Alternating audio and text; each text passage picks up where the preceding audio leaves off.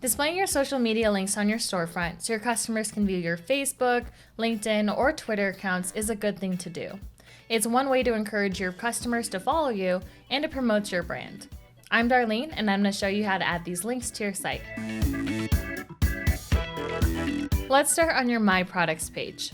Scroll down to the reseller section, expand it, and choose Manage. This opens the Reseller Control Center. Select Storefront and then Social Media. Enter the URL for each social media site you want to connect to and click Save. It takes about 15 minutes for the icons to appear on your storefront's footer. When you're ready to check it out, go back to your dashboard and view your storefront. You'll see the icon for the link or links that you added in the footer. That's how you add your social media links to your storefront. I'm Darlene, now go set yours up.